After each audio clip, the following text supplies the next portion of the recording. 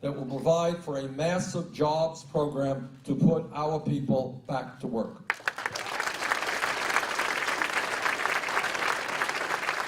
We should be hiring teachers, not firing teachers.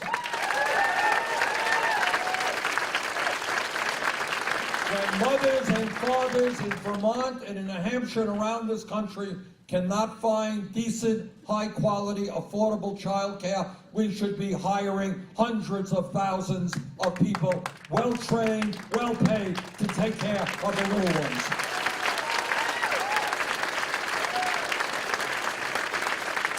And we can create, with $1 trillion investment, 13 million decent-paying jobs, rebuilding our crumbling infrastructure, our roads, our bridges, our rail systems, our wastewater plants, our water plants, an enormous amount of work to be done to make America more productive and safer.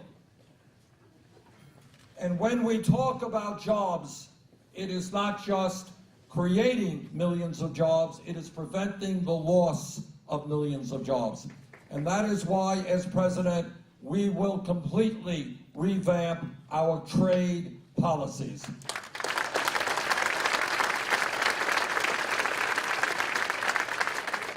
Since 2001, in this country, we have lost 60,000 factories, millions of decent-paying jobs.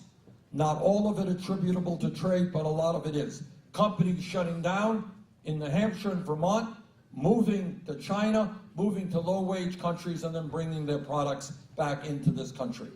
Tonight, you're going to turn on the TV, and every major corporation in America will tell you, buy our products.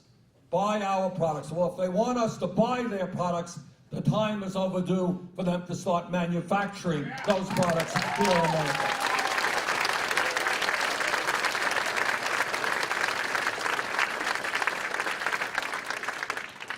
Now, in this campaign, I have been talking about, as you've heard, a rigged economy, a corrupt campaign finance system, and a broken criminal justice system.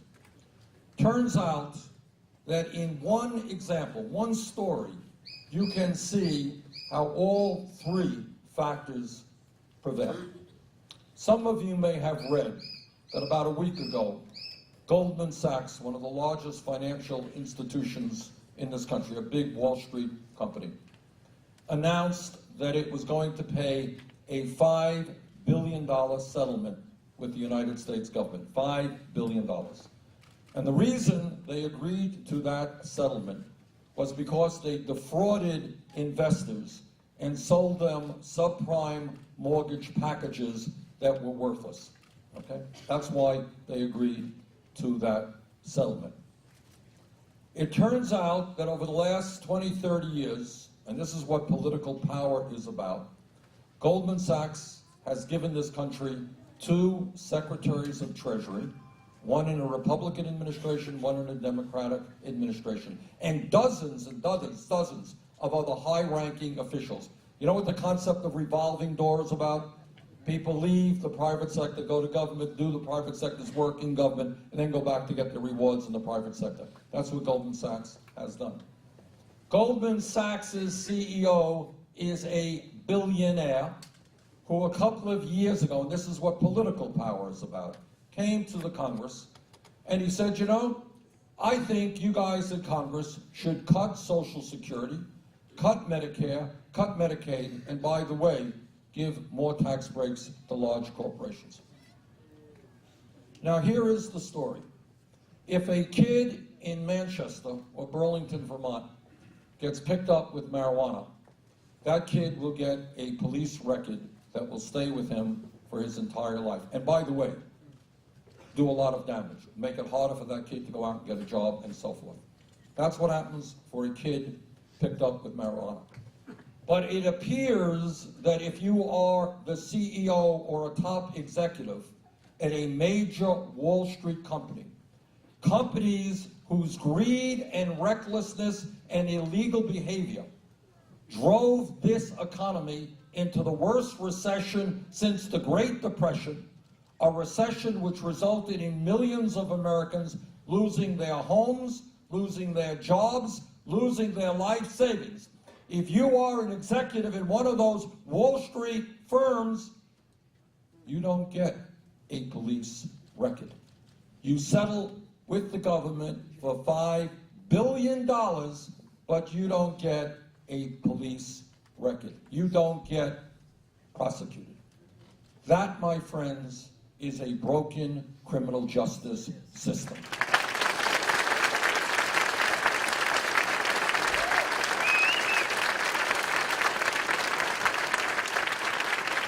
And it will not surprise you that this very same financial institution, as well as all of the rest of them, and they have endless supplies of money, and by endless I mean endless, that they provide huge campaign financial contributions and speakers' fees to many, many people. So what all of this is about is to tell you that the work we have in front of us is not easy. It is not easy. It is taking on people who are incredibly powerful, who don't have to worry about being prosecuted. I mean, it turns out that not only do we have banks that are too big to fail, we have banksters who are too big to jail.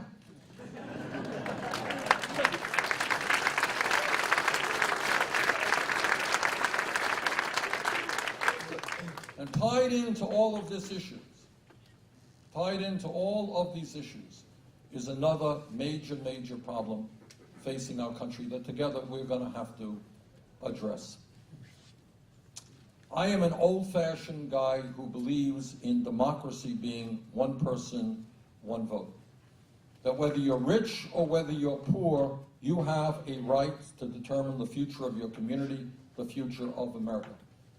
But this disastrous Citizens United Supreme Court decision 6 years ago put an end to that vision of democracy. And what the Supreme Court said by a 5-4 decision is that if you are one of the wealthiest people in this country, and if you are part of the billionaire class that already controls our economy, well, now you're going to have the opportunity to purchase the United States government. And that is precisely what these people are doing today through super PACs and other campaign mechanisms.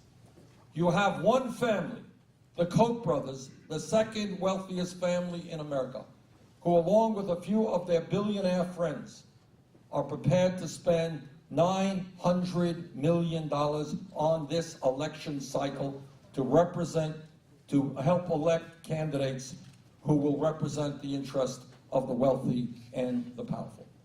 And I want you to think about it. When you have one family spending more money on politics than either the Democratic or Republican Party, that is not a democracy. That is an oligarchy. And together we have got to stop that.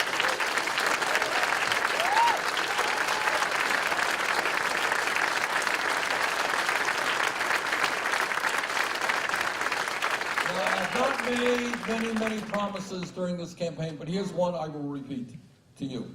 If elected president, no nominee of mine to the Supreme Court will get that position unless he or she is prepared to say publicly and loudly that he or she will vote to overturn Citizens United.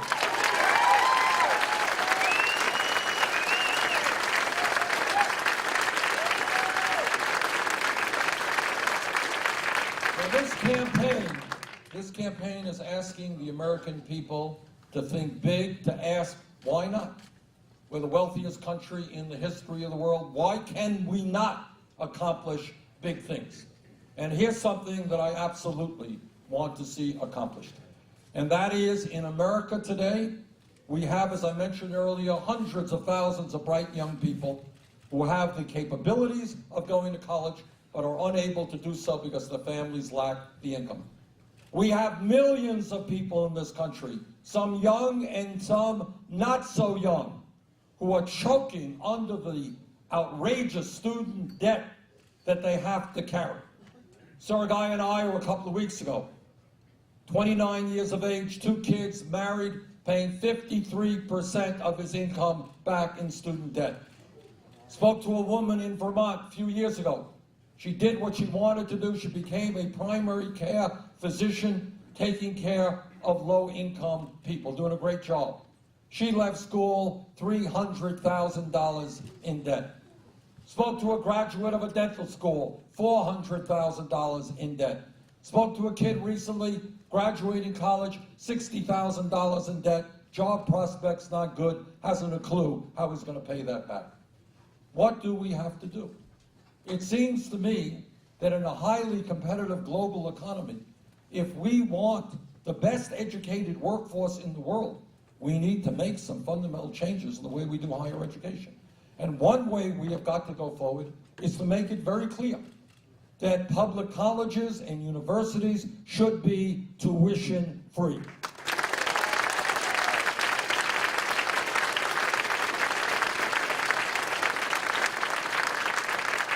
I want every child in America, kids in this school, kids who are younger, to understand that regardless of the income of their families, if they study hard, if they do well in school, they will, in fact, get a college education.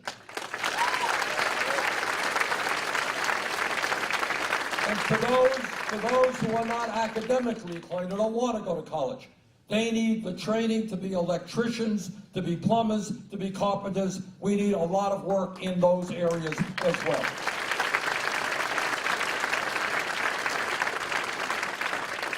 You know, people come up to me and they say, well, Bernie, that's a great idea. Wall Street Journal, many other people say, oh, those are good ideas. You sound like Santa Claus, giving away a lot of stuff. How are you going to pay for it? Well, let me tell you how we're going to pay to make public colleges and universities tuition free. We're going to impose a tax on Wall Street speculation. When Wall Street crashed, they went to you for a bailout. Now it is Wall Street's time to help the middle class.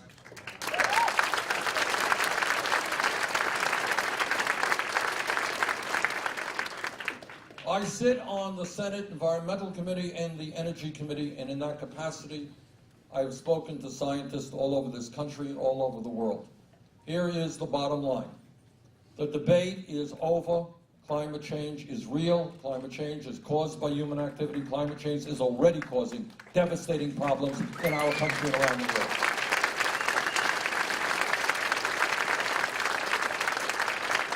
And here's what the scientists also told us, and it should scare every person in this room. Every person who loves his kids, his grandchildren, and wants to see our country and this world thrive. What the scientists are telling us is that we have a reasonably short window of opportunity to make bold changes in how we do energy on this planet. And what they say is that if we do not get our act together and transform our energy system, this planet, by the end of this century, will be between 5 to 10 degrees Fahrenheit warmer than it is today. That is inconceivable. What that means is more drought, more floods, more extreme weather disturbances, more acidification of the ocean and the destruction of ocean life. It means rising sea levels and a huge impact on coastal areas. It means more international conflict as people fight over limited natural resources.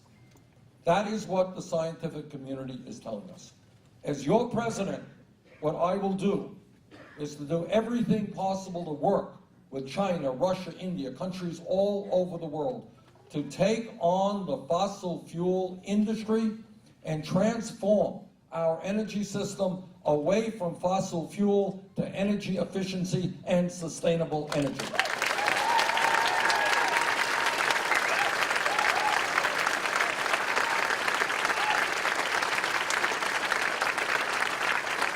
Now let me connect a few dots here and tell you how Washington works.